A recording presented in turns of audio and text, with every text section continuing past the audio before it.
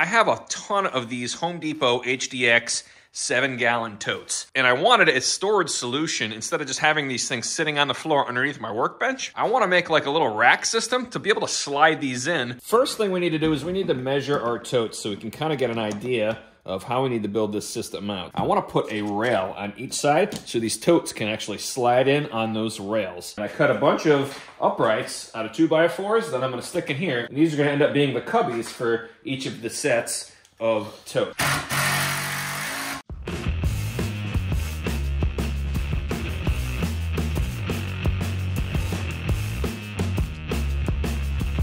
All right, so we got all of our uprights in, so you'll notice that we have 4 spots here for these totes to slide in on. Now what we need to do is we need to put in a back support, and we need to figure how many that we can actually stack tall and still have clearance for them to all fit in. So you can see 3 easily fit in here with them sitting on top of each other, so I know that as long as I get the top one up as far as possible without hitting the bottom of the workbench, I have plenty of room to even have the bottom one off the floor. I'm gonna mark right around where the bottom of this one is right here, and then I'll just repeat that measurement all the way down.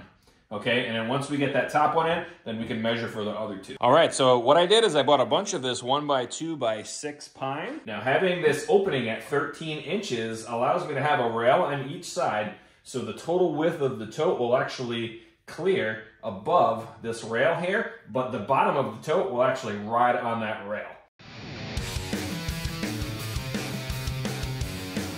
Now that we got all these back pieces cut, we're gonna mount everything in place.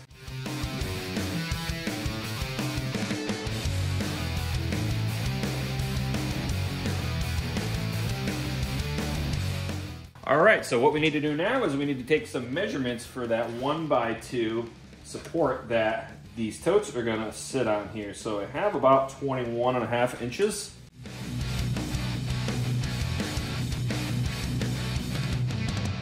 All right, so we're gonna start mounting our rail system in now. Because we figured out that we need about 1.5 inch clearance for the very first tote on the top here, I can actually use one of these pieces as a spacer. So I have a piece clamped in here, and all I'm gonna do is I'm gonna set my very first row in here, we'll glue it, and we'll hit it with finish nails here, and that should hold that in place, and then I can just pull the clamp down, do the same thing on each of them, and then we'll have our top row for all of these totes, and then we'll test it out. And then we'll measure down, and we'll get the rest of the totes in.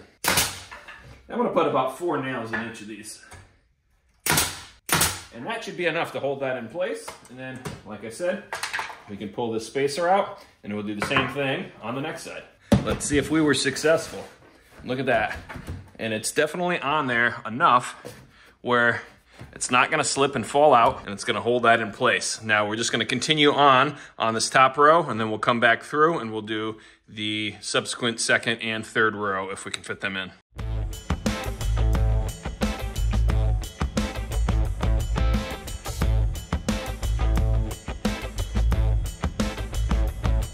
We got the top row in. Let's check this out, see if everything fits.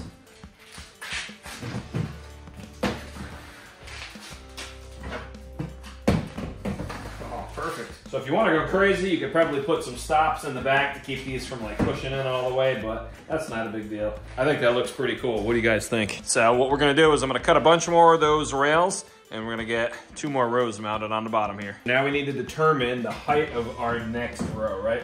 We don't want it to catch on here like this. We want to be able to have it slide in freely. That should be good. So what I'll do is I'll take a measurement down to here. I'll repeat that measurement on the rest of them, and we'll get some more of these support rails cut, and we'll get those mounted in. That measurement ended up being 9 inches, so what I did is I went and I cut 2 9-inch 2x4s here because I didn't want to waste any more of this wood that I'm using for the rails. And all I'm doing is I'm just going to butt this up against the rail above it.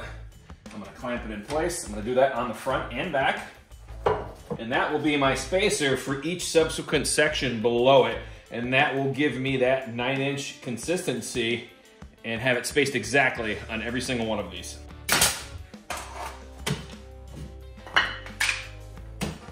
Spacing that at 9 inches allows even the bottom tote to be above the ground about 1/2 to 3/4 of an inch. And we just take our next one, put it underneath there, and then we're just gonna continue on all the way through.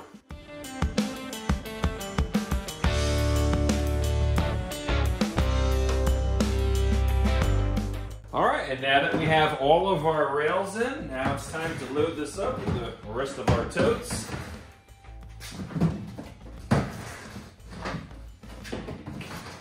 What do you guys think? I think it looks pretty cool. It keeps all of these totes off of the ground and kind of out of the way. All right, guys, so pretty cool project. It's really nice to get all of these totes kind of off the ground and scattered all over the place. It's nice and organized. I can use my label machine and put some labels on all of these and store whatever tools or items or hardware that I need to in there. All right, guys, that wraps it up for this project. If you found this cool and useful, drop a comment down below and hit that like button. It helps spread this video out to other people that also may be interested in similar storage solution projects like this. Also, consider subscribing if you're not. There's quite a few of you guys that watch these videos that aren't subscribed. There's only 6,000 of you guys. So help a brother out. Until next time.